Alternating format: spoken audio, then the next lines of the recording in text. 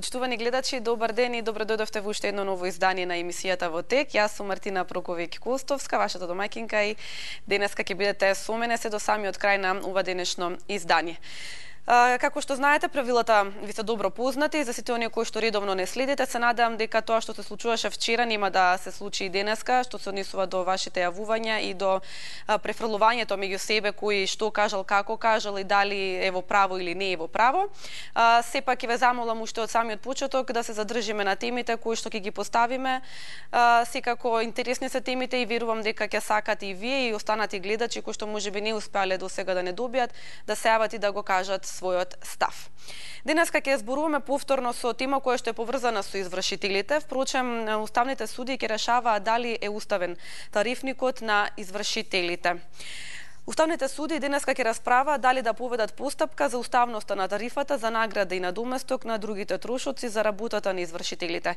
Иницијативата е поднесена лани, а оваа точка е четврта на дневниот ред на судот. Тарифата за награда и надоместок на другите трошоци за работа на извршителите е објавена во 2016 година.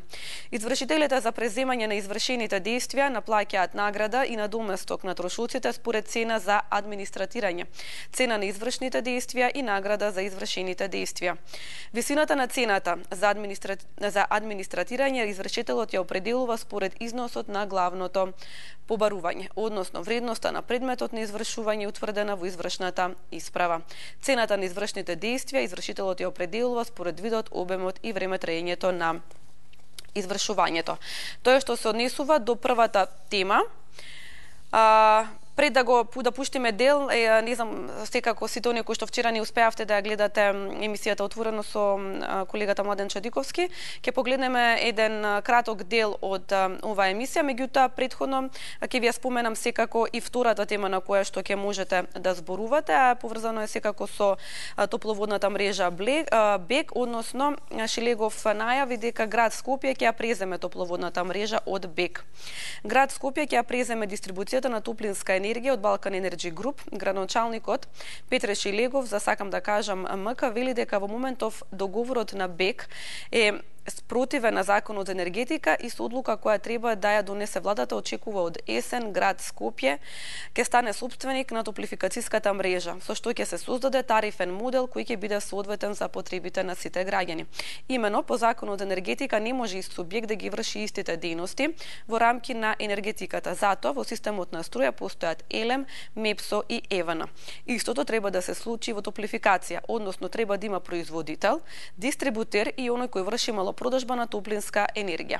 Во моментов договорот на БЕК е спротивен на закон. Во лудилото кога стратешки се грешеле работи, донесена е одлука топловодниот систем да се даде на ПУИК, кој го отстапува на БЕК да го управуваат.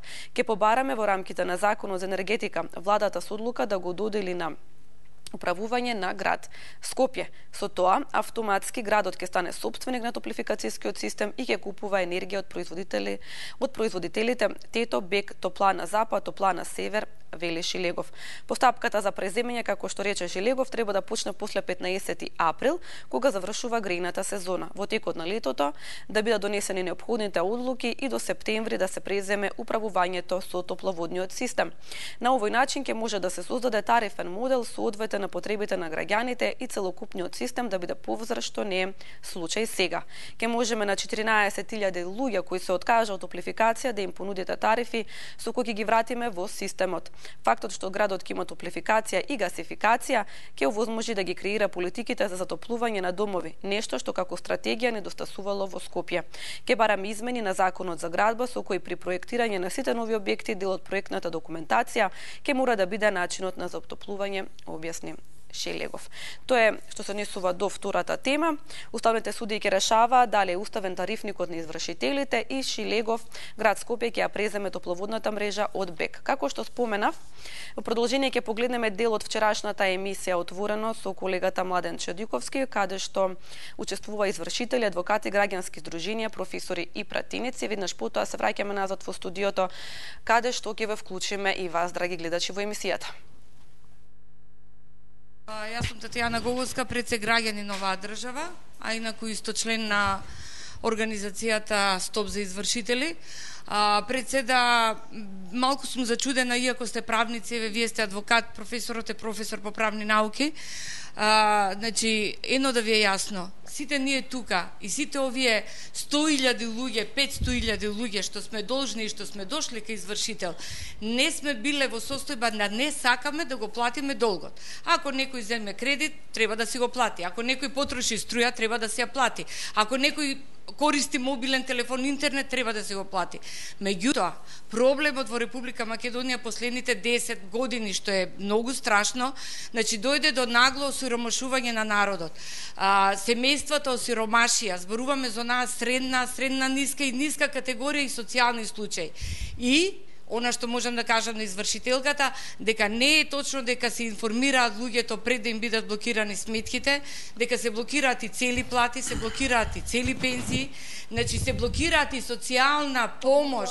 Децата, жената во Велес пред 3 години плаќаше со 2 сина хендикепирани, 4.500 беа блокирани од извршител и она, мислам дека доскоро и можеби се уште без струја.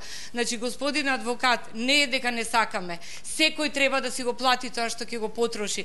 Меѓутоа, мора да се води сметка за начинот. Односно, ако државава е социјална и ако го штити граѓанинот, мора да изнајде начин. Јас прашувам сега јавно, дали може да постои некој начин што еве ние предлагаме мораториум за да се направи една ревизија. Дали државата може да земе еве еден модел?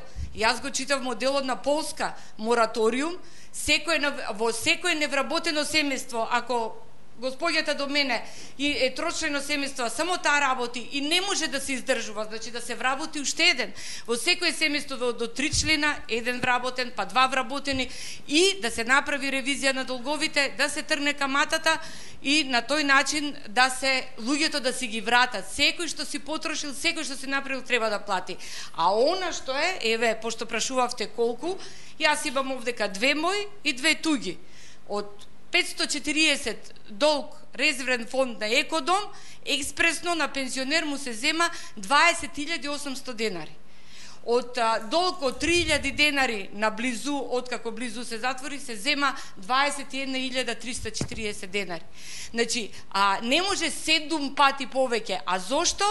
Господин адвокат, се обраќаме до извршителите. И нотарите се тука, и адвокатите се тука, меѓутоа кремот, колачот го земат извршителите. Па вие секаде прочитате извршни действија 7.000 или 20.000, па ова 5.000. Прашањето беше за моделот и за мораториумот. Дали може да се измисли некој модел да се реши невработеноста и секој граѓанин да си го плати она што треба да го плати?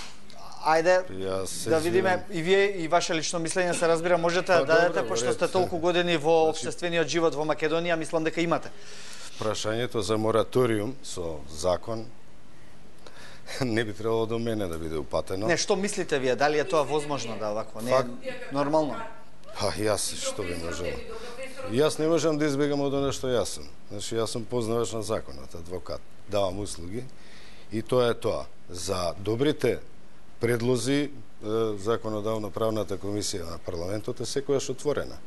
Пратеникот од вашето соседство што сте го избрале, исто така, отворено, денеска и по електронски пат може да се дават предлози од граѓани, здружени и секако.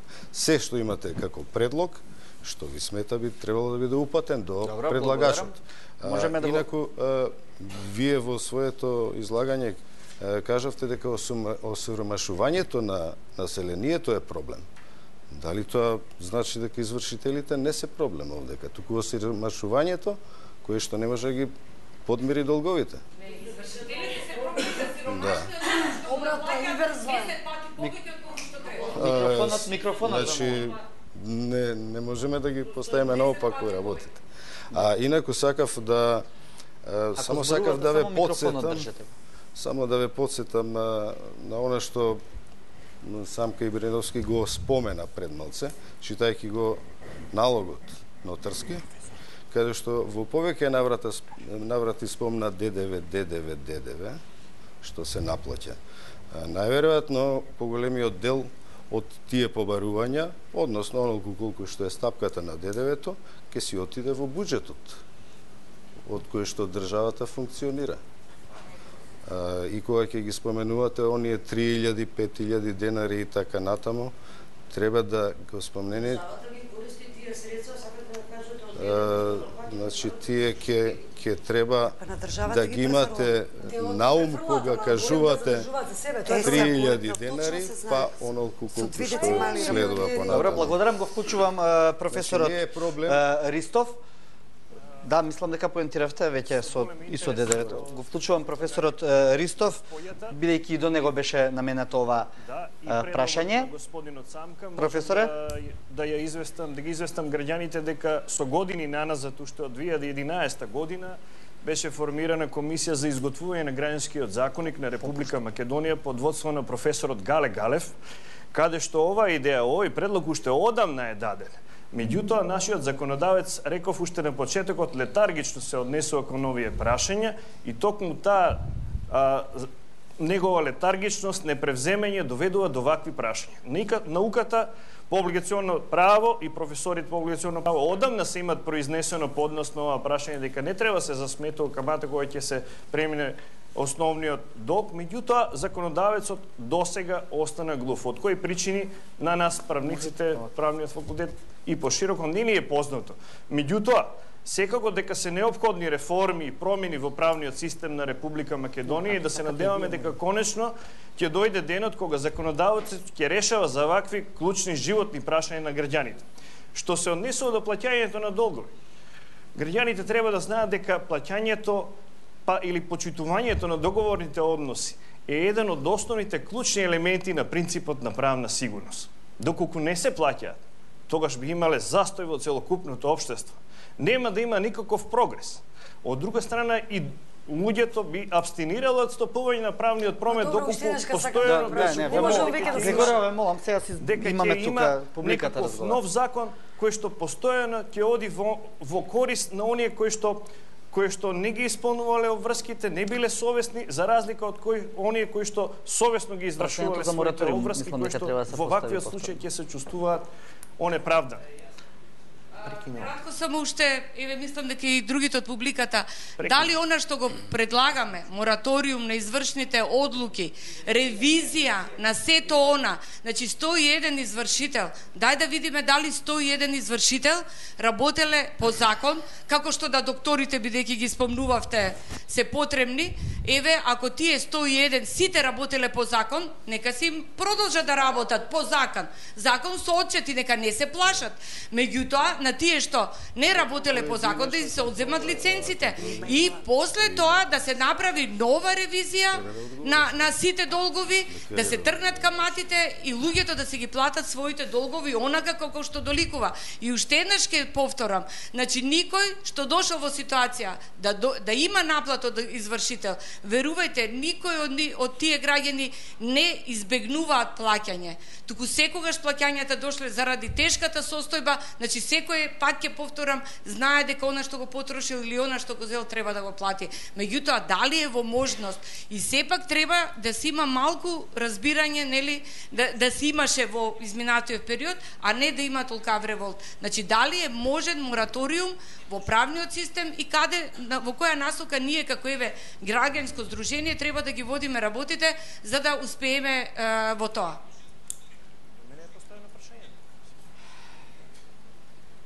Да, по однос на ова прашање што го поставивте, значи вистинското место не се извршителите, не се адвокатите, вистинското место е владата на Република Македонија, Министерството за правда, затоа што треба да се направат анализи што тоа би значило. Ако се постави мораториум, што би тоа значило и кои би били рефлексиите на правниот, на економскиот живот во Република Македонија. Како тоа би се одразило на странските инвестиции, на работењето на правните лица, што тоа би значило? Да, добро, благодарам. Друг во публиката кој што сака...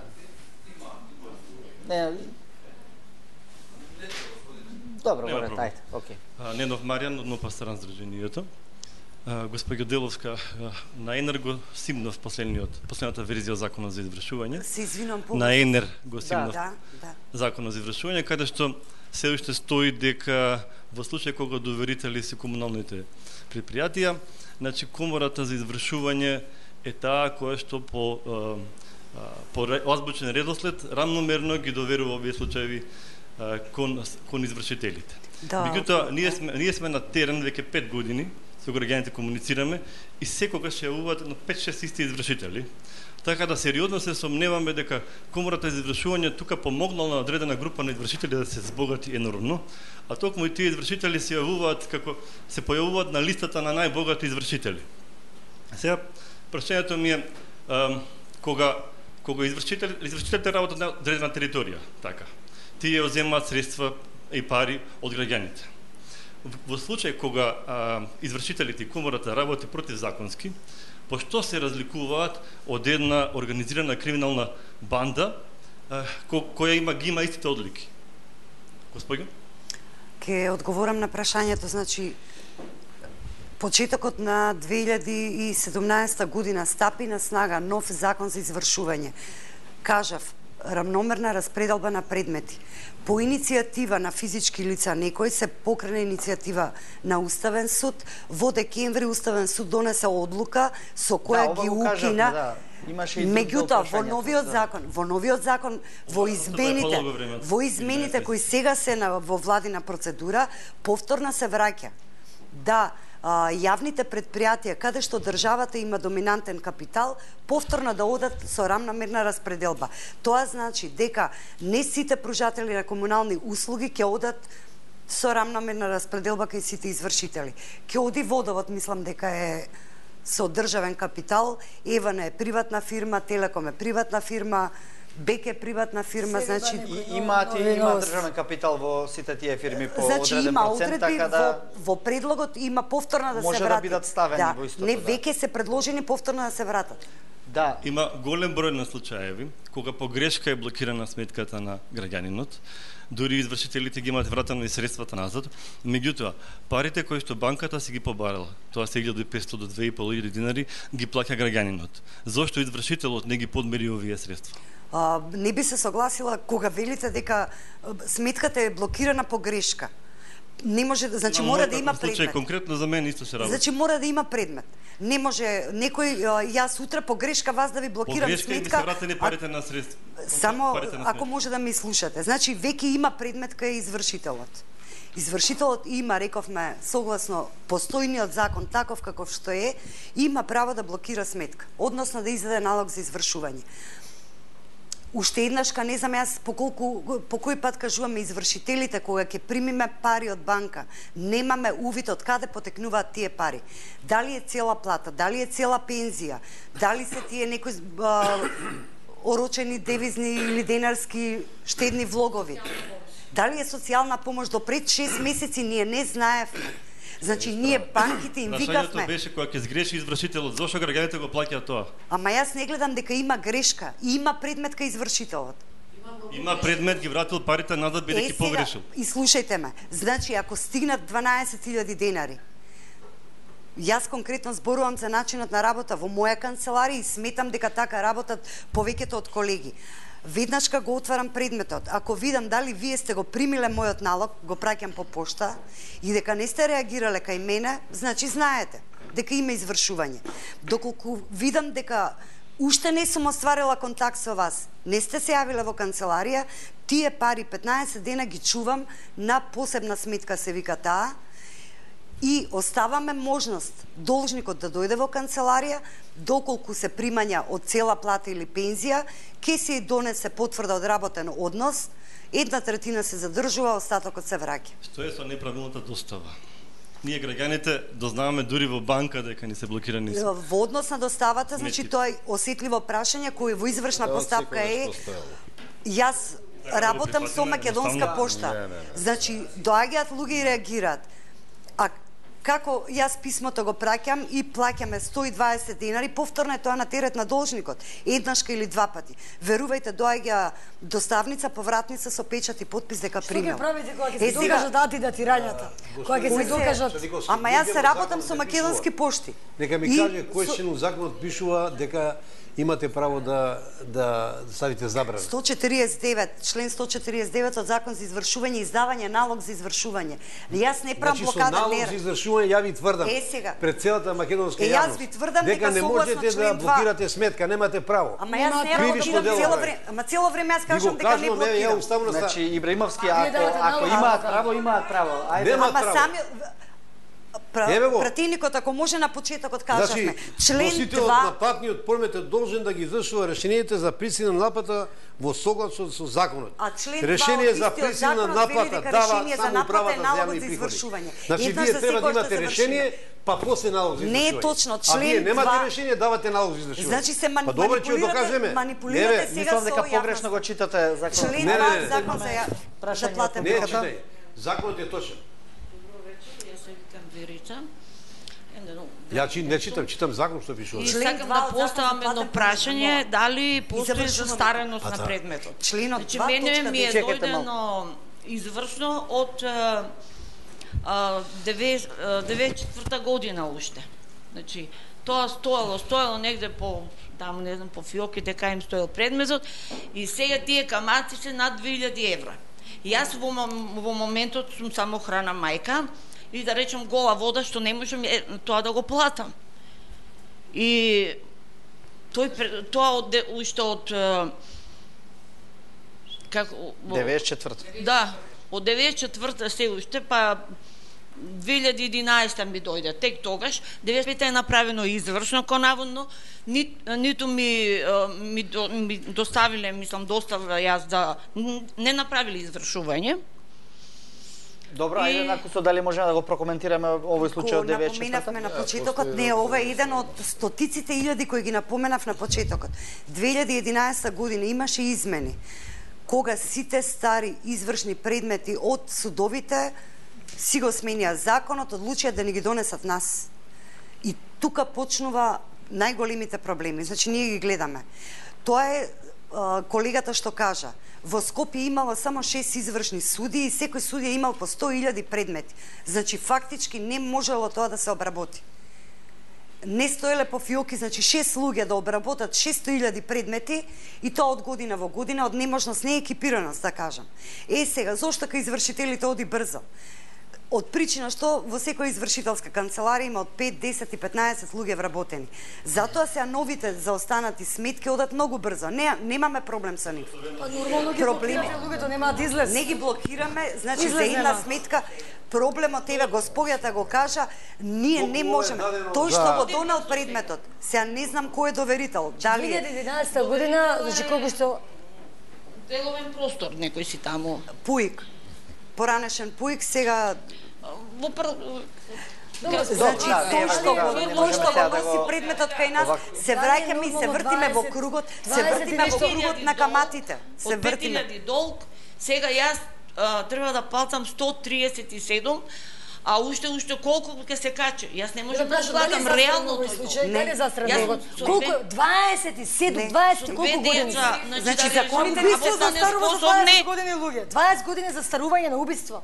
Цело време се вртиме во еден круг на постојните закони се такви. Не е застара. Ма тогаш е ненормално нешто. Меѓутоа повторно ние не сме како извршители. Тие 101 луѓе кои го работиме овој закон не може да помогнеме. Тој што го носи предметот кај оваа професија, друга професија работите си правни консултанти, адвокати. Значи тој што го носи предметот тој располага, може да опрости камата, може да го повлече предметот. Водовод правеше масовни акции на отпис на камати, на склучување на спогодби, на плаќање на рати. Меѓутоа, тоа си се одлуки нивни. Телеком исто имаше голема акција на заостанати долгови. Ние не можеме тоа да го правиме. Може да го одлучите да не го правите тоа, да не работите таа работа, не е етички. Не е етички. Дека тоа е 20 и нешто години стар. Тоа е судска одлука и правото не можам да го најдам никаде.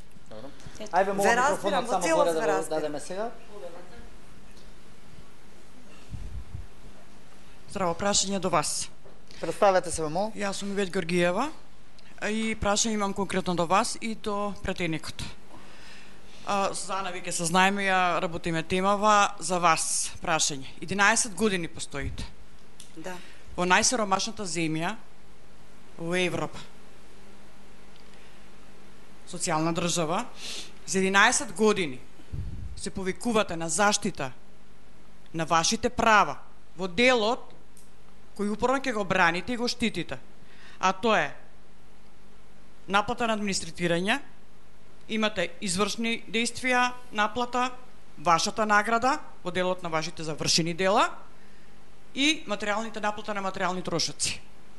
Јас ќе ве прашам, дали за 11 години, бидејќи го напаѓате системот кој де факто сте поврзани, ваков каков што е, и нефункционален и треба промени, потоа тоа со пратеникот. Меѓутоа вие, дали почувствувавте за 11 години општествена, морална, професионална одговорност, барем еднаш да доставите до и претходната режимска влада и до ова сериозен апел дека граѓаните, овде не гледате богати политичари кои се борат против вашето работење. Овде ги гледате најтешките случаи во оваа држава која се бори и за преживување и да го намали вашиот профит од сите 4 или 5 ставки кои ги наплаќате. Гледам тука не се буните дали ќе ги наплатите или не. Меѓутоа, дали, прашањето ми е конкретно до вас, дали воопшто за 11 години, барем еднаш, почувствувавте потреба, како тело на овој систем, како извршен камшик во ова општество, апсолутно да. Дали почувствувате потреба да ги заштитите вашите, ова се ваши сограѓани. Самохрани родители се ова се ваши сограѓани. Немате анализа за 11 години, сте тотално, значи, сакате да кажете дека сте неспособни, незаинтересирани, немате воопшто никаков интерес да направите анализа која категорија на социјални граѓани се, колку од овие граѓани кои имаат проблем се самохрани родители, колку од нив имаат по еден вработен, колкави се примањата, како живеат, колку деца имаат и каде живеат. Дали воопшто за 11 години имате направена таква анализа? И дали имате точна финансова, сега ќе предам од друга страна, дали имате точна финансова ваш, пошто претпоставам дека си го пратите профитот, си го следите, така? Прашете ме. Така. Дали имате точна евиденција колку заработувате месечно по сите овие 5 основи кои се мотив за да бидете извршител? И дали, доколку вас законот направиме притисок и го смениме законот, и по закон треба да работите за просечна македонска плата без овие бенефити, дали би били извршител? И дали мирно спиете? Добро, одговорете, па јас ќе ве прашам уште нешто, да. Добро, ќе ве молам сега без дофрлување. Повелете, одговорете, па сакам уште нешто да ве прашам во овој. Не спиеме ни ние мирно, значи јас живеам овде. Животот е еднаков и сите го живееме, таков каков што е во оваа држава, играме по истите правила, законите се тие. Се навраќам, значи на погрешно место се упатуваат овие апели. Комора на извршители, закон за извршување апсолутно нема допирна точка со измената и решавање на овие проблеми. Треба да се обрати, значи и ние ќе поддржиме таа иницијатива до Министерство за труд и социјална политика да се донесат социјални мерки. Значи Сдруженијето, вие излеговте со податок, од пред прес-конференција имаше пред Народна банка. Во Македонија физички лица во моментот има 1.635.000 трансакцијски сметки. Во моментов се блокирани 85.000. Во проценти тоа се 4% од населението во Македонија. По 4 луѓе, 160.000 луѓе. Ама не зборуваме за физички лица, значи сите четворица. Тогаш одиме, ако се тие 80, не по 4. Сега да не шириме. Излеговте со податок дека се наплатени не знам колку 32 милиони евра. Зарад социјални случаи се наплатени тие. Во делот кај што ме прашавте. Тој што зема 200 евра е веќе социјален случај. Дали разбирате која е платата? Каква плата е таа од 200 евра? Не може ништо да не биде во кор. Јас можам да сменам минималната плата максималната плата, значи ќе ги почитуваме законите. Се разбира дека не сте, да. Не, прашањето беше како обштествен, како еден обштествен чинител, дали ја чувствувам. Лично јас сакам уште нешто да ве прашам, лично јас ја чувствувам. Извинувам, само едно прашање едно прашање од мене, ве молам. Вие можеби не сакавте ова да го откријам, меѓутоа кога зборувавме вчера кога се подготвувавме за емисијата, ми рековте дека ви дошол случај многу жален, тажен, на кој што вие сега му ги плаќате дел од сметките за оваквото. Дали е тоа точно? Ако можете да ми го образложите тој случај, не, за да видиме дали извршителите имаат човечка димензија или немаат. Сакам и тоа да го расчистиме како една дилема, бидејќи и тие се луѓе. Значи, еве сега на господјата, ако сака нека поверува, ако не, случај имам, не сакам да именувам кој е доверител, кој е должник. Од Скопско село е, станува збор за едно млад човек, земјоделец, за да обработува земја, земал кредит за да купи трактор. И за да си обработува првите лубеници, првите, не знам, јаготки.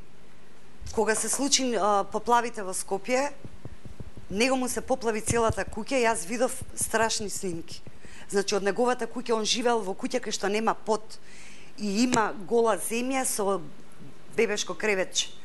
После неколку месеци му почина и сопругата, на тој човек до ден денеска јас му го плаќам долгот. Тоа е оној моралниот дел. Уште едно ќе ви кажам, не сакам. Не, ова е еден. Само храни мајки, само храни мајки. Она е надзорен, она е во надзорен одбор. Само храни мајки. Која е суровоста на законот? Кога судот досудува алиментација, јас не се согласувам прва. Ова прв пат ќе го кажам.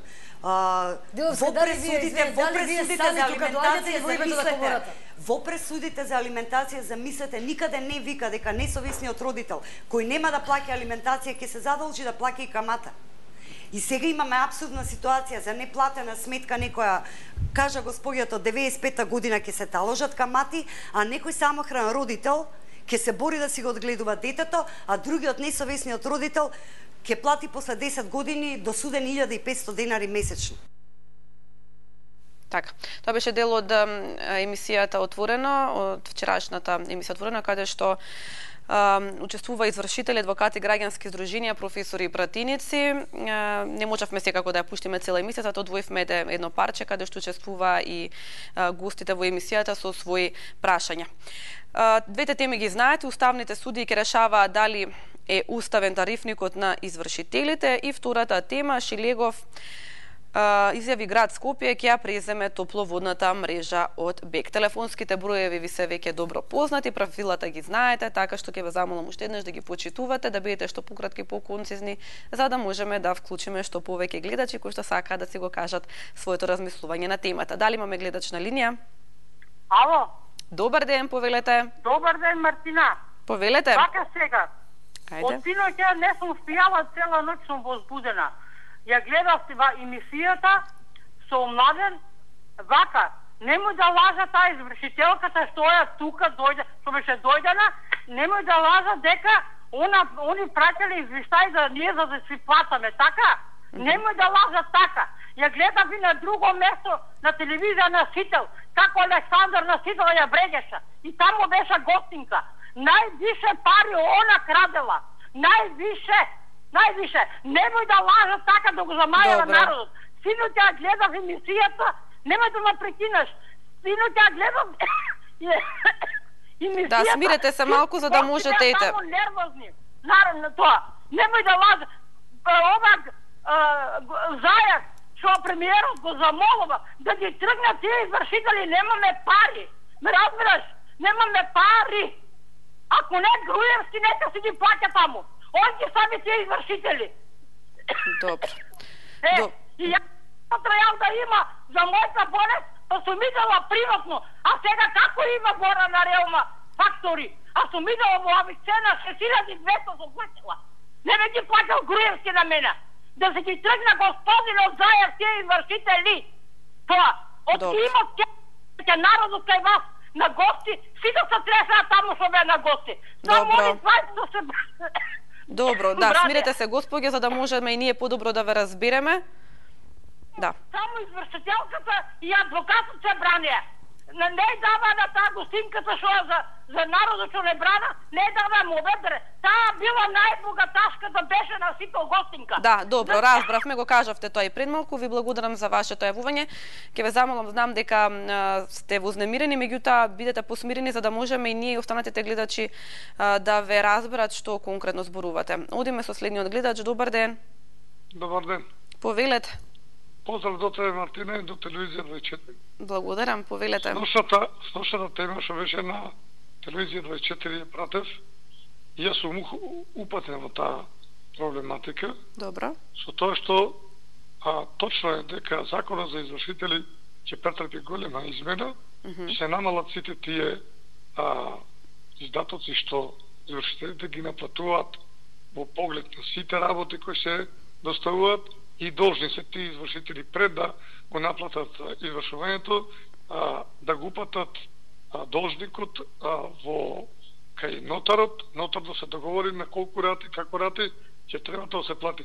Тек после извршителот може да ги извршува сите тие работи кои му се дајани на извршување.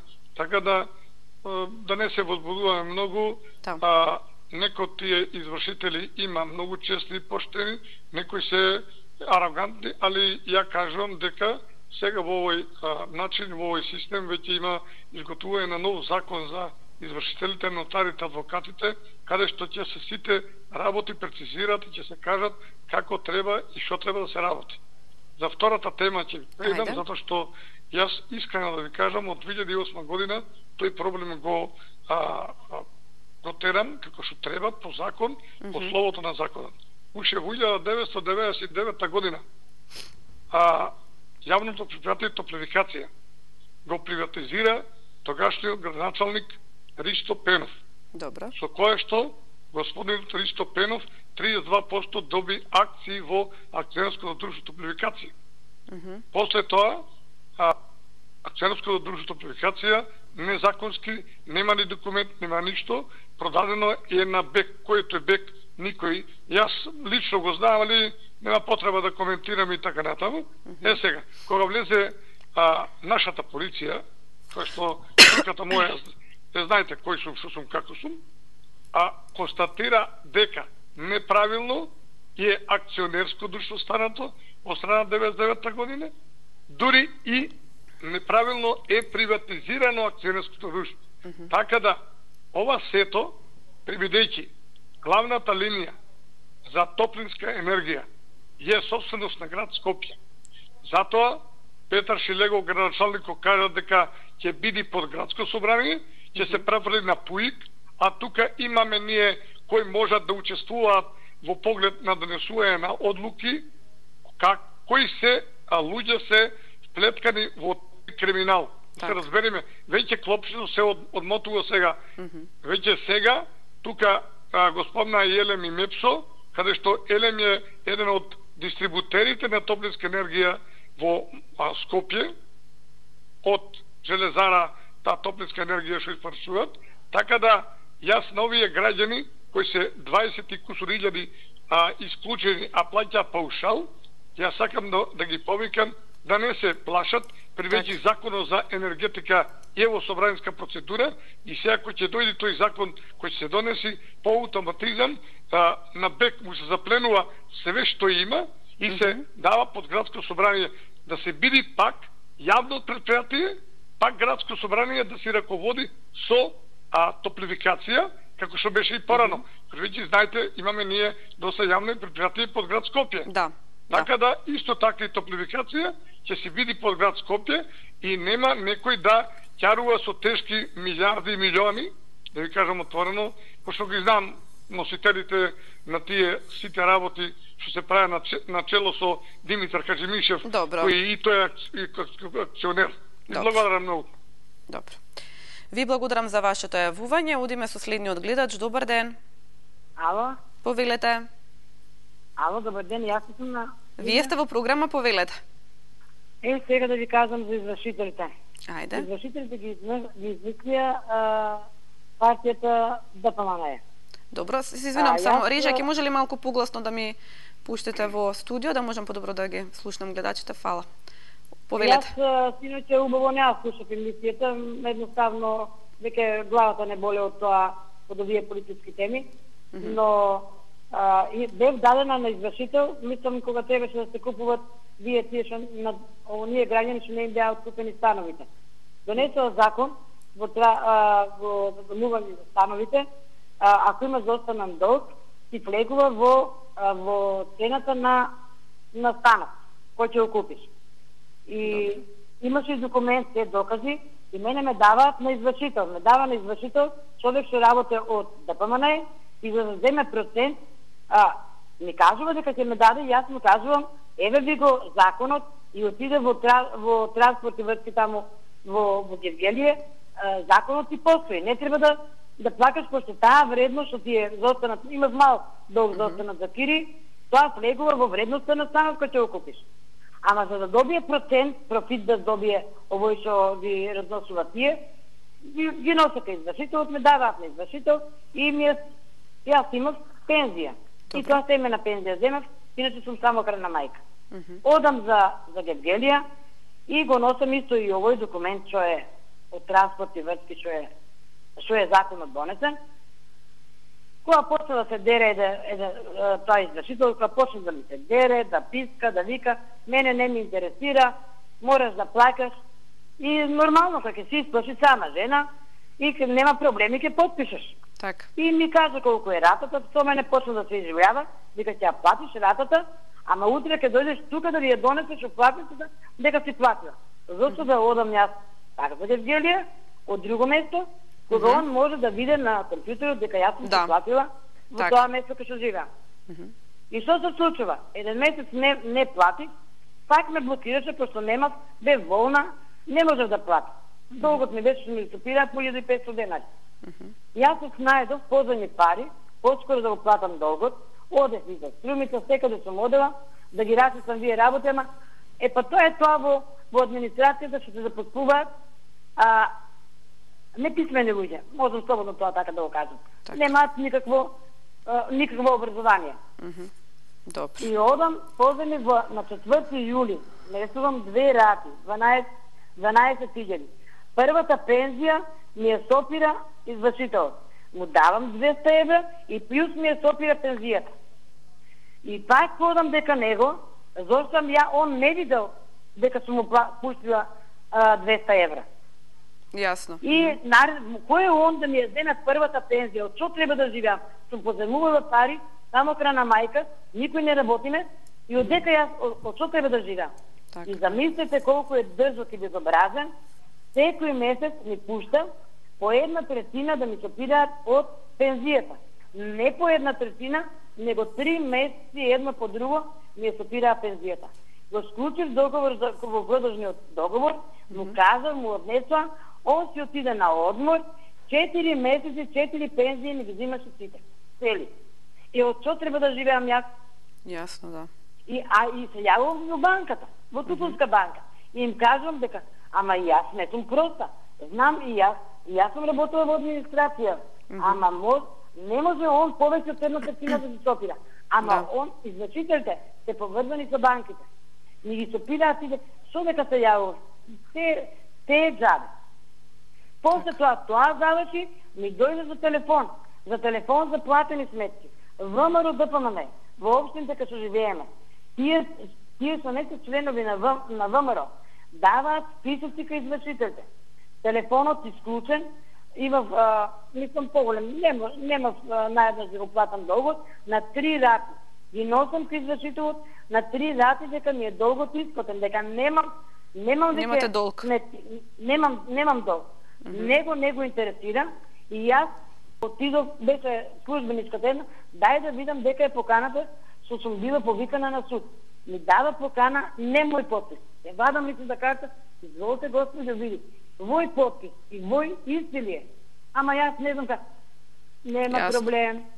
И ми сопира и за телефон, оде после за телефоните, фиксните телефони, како пазарледна си водот ќојш во Струмица, ќе ти кажат, ако ти е толку, намали, нати толку, плати толку, ќе те слободиме. А сите тие што беа членови, што викат на некој извршителот што вика на некои му отпишувале долгови. Да, може отпишувале, или не се ценували на ВМРО-те.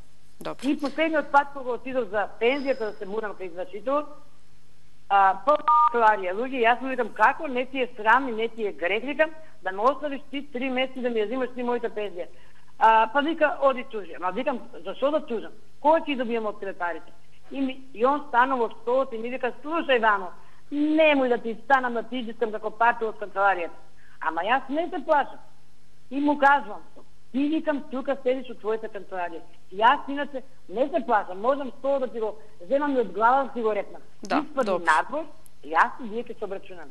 И затоа вие извршители не треба да постојат. А ово е Девјелие, Диманчев, деца има, се има, един Господ ми е сведок, 4 или 5 месеци му станала без пари, да немам што да јадам. Да има пари, сите да му ги земе државата ми. И неговите деца да немаат што да јадат. Добро, ви благодарам за вашето јавување, ве молам немојте такви коментари да давате.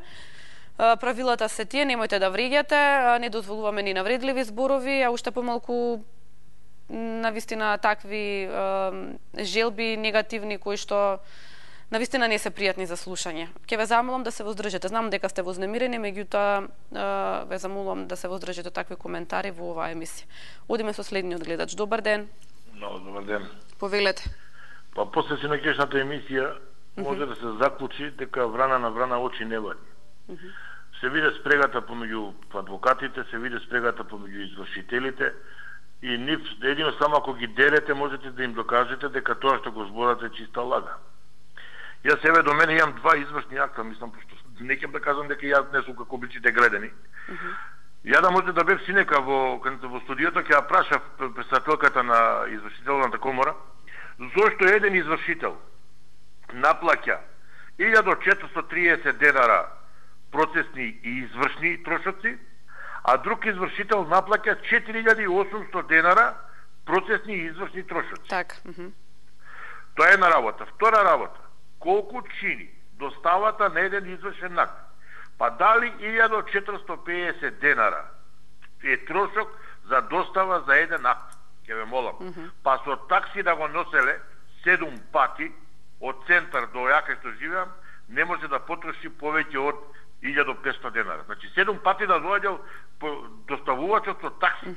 Јасно, да. Што трошок е 1400 денара? Или ова, 510 денара за администрирање на предмет, па имате 1456 за состав на налог и извршување по член 86.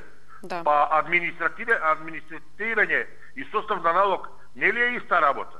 Фактички 2000 денара. А истата таја, председателка на извршна комора, извршителка збори дека вкупно извршните трошкови треба чинат 2000 денара. Кого она лаже? Меѓутоа, јас им замерувам и на граѓанското здружение, синека дојдоа неподготвени. Они ова требаше да им го кажат на председателката. Кажете ги трошоците. Никој не ја праша колку трошоци и по кои ставки смеат трошоци да наплаќа. Тоа е една работа. Втора работа.